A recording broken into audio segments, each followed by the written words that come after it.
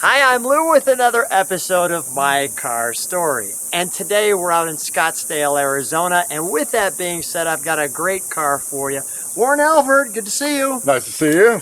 And with that, he has a car. How many of these were produced? In the beginning, there was 27 produced. There were 6 cars that were unfinished.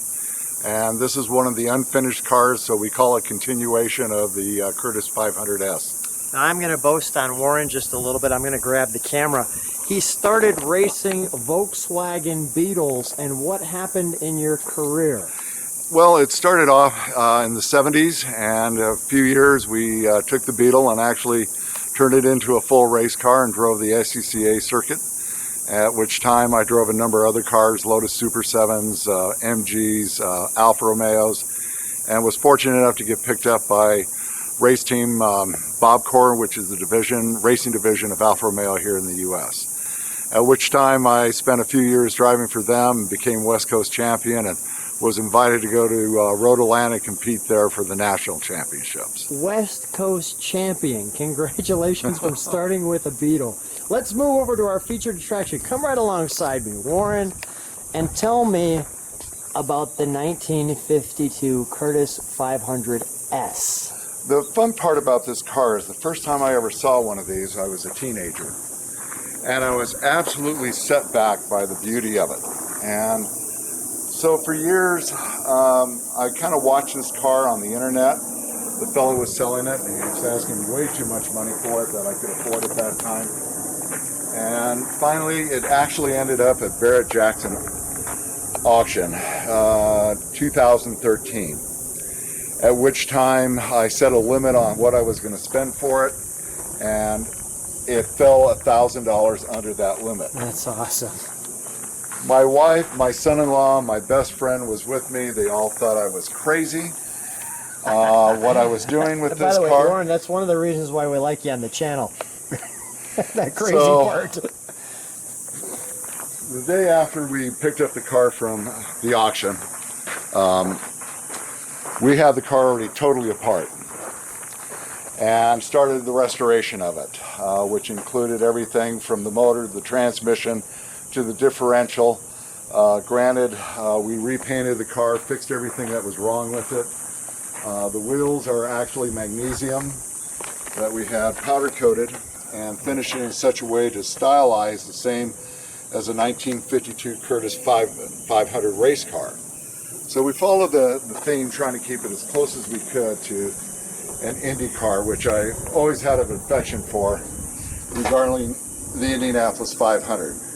So I reached my true dream of driving an Indianapolis-style car on the street. And this one, it's look at the interior. You strap into this. Love the venting on the side. These are just beautiful. Yeah, these hinges. Yeah, the door handles were pretty Art Deco back at that time. That's just amazing. Now you say a Kurtis 500S. What does the S stand for? Well, the S standed for street. When Kurtis was building the Indy cars back in the late 40s and 50s, they all went to Indianapolis. So he decided to get into the sports car market, and he built the 500K back in the 48, 49, and then in 1952 he started building these cars, and 53.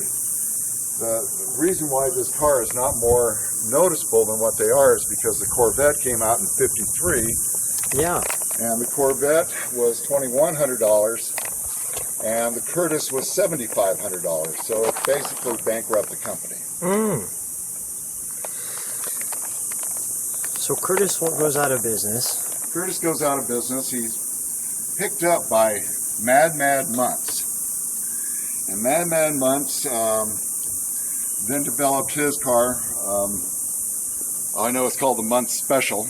And the Muntz Jet. And the Muntz Jet. Shortly after that, Muntz went out of business. Mm-hmm. So there was a number of these cars sitting around that were unfinished. 6 of the frames. Go ahead. 6 of the bodies were never completed. This was one of the 6 that was not finished by Frank Kurtis. Now, is this aluminum, fiberglass? Well, the interesting part is this is Oh, that's the interesting part. Go ahead. half the car is steel, the frame and the tubular subframe, Okay. but the rest of the body is aluminum except for the nose piece, the fenders, and the back quarter, which is fiberglass, which was the first time fiberglass was used on any American car. So the car has a bit of a history to it as far as the elements that were used in manufacturing. Oh, that's great. The Kurtis Kraft. Absolutely wonderful. And you can see he drives it. Is the other side different than what I'm seeing here? It's almost exactly the same. Okay. All right. It has the Hillborn injection on the other side. The only difference is nothing on that side. Okay. All right. Let's start her up, shall we? Oh, that's wonderful.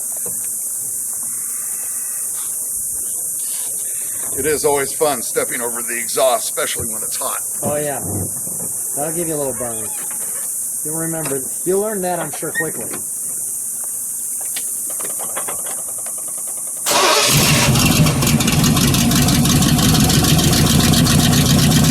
Let's let it idle.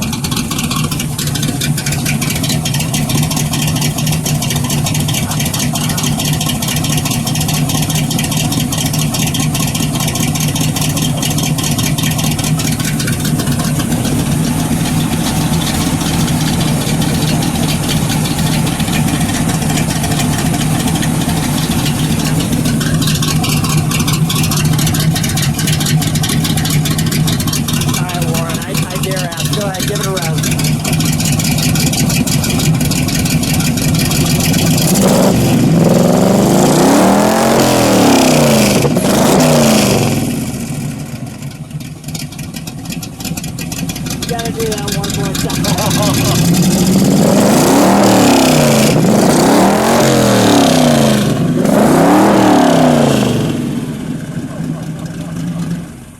That is such a treat. It is a fun car to drive. Holy cow. Wow.